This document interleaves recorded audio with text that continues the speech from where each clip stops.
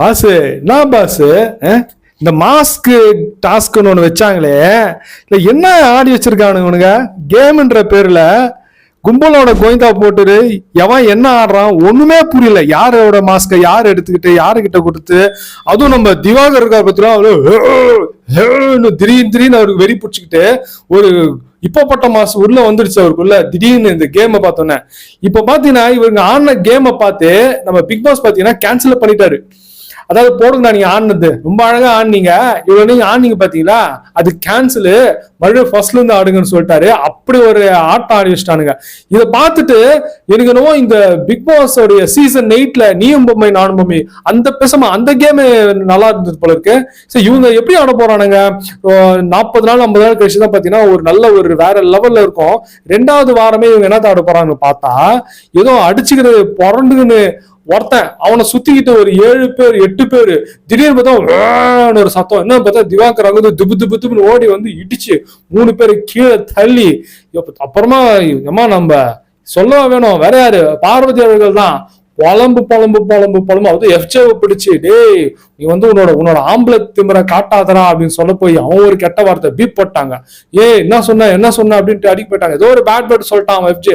அவ்வளவுதான், எஃப்ஜே காலி. இந்த வாரம் எஃப்ஜே காலி. பார்வதி கிட்ட வேற லெவல மாட்ட போறான். அவ்வளவுதான். அடுத்த வாரம் வந்து எஃப்ஜே மட்டும் தப்பிச்சிட்டானா அவன் தான் நாமினேட். சரிங்களா, நாமினேட் எல்லாம் கெமிய மறந்துட்டாங்க, கனியும் மறந்தாச்சு. எஃப்ஜே தான் அடுத்த வாரத்துக்கு ஃபுல்லா டார்கெட்.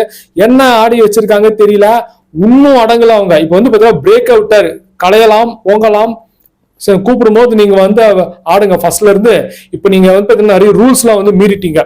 ஒருத்தர் 1 மாசம் தான் எடுக்கணும், அதை மட்டும் தான் கொண்டு போய் வைக்கணும். இவங்க பாத்தீங்கன்னா பாஸ் பண்றாங்க. ஒரு மாஸ்க் எடுத்துட்டு அவங்க இன்னொருத்தம் பிடிங்கி நம்ம திவாகர் மாஸ்க் வந்து பாத்தீங்கன்னா கம்ருன்னு எடுத்துக்கிட்டு நடந்து போறாரு. இது திவாகர் ஒளிஞ்சு போது ஓடி போயிட்டு அவர் கையில பிடிங்கி கொண்டு போயிட்டு வச்சுட்டு அப்படின்னு கத்தம். சோ இது பாத்தீங்கன்னா இது ஏதோ கேம் மாதிரியே தெரியல. இது வந்து மத்த லாங்குவேஜ் ஆளுங்க எல்லாம் பார்த்தாங்கன்னா அல்லர் அடிச்சுன்னு ஐயோ வந்து ஓடி போயிடுவாங்க போல இருக்கு. அந்த லெவல்ல ஆடிச்சிருக்காங்க. எத்தனை பேர் போல பாத்தீங்க இந்த லைவ் மாஸ்டர்ஸ்? எத்தனை பேர் பாத்தீங்க? கமெண்ட்ஸ் மென்ஷன் பண்ணுங்க.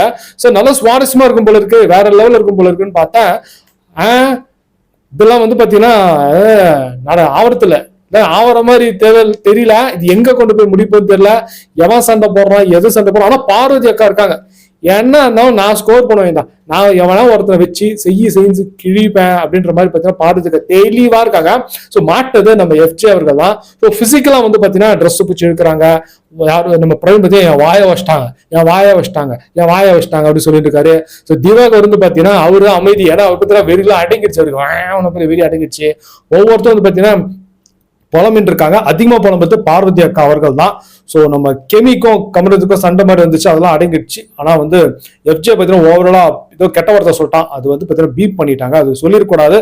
ஸோ இது வந்து பார்த்தீங்கன்னா இப்போ இந்த கேம் வந்து ஆரம்பிச்சுட்டாங்கன்னா நல்லது.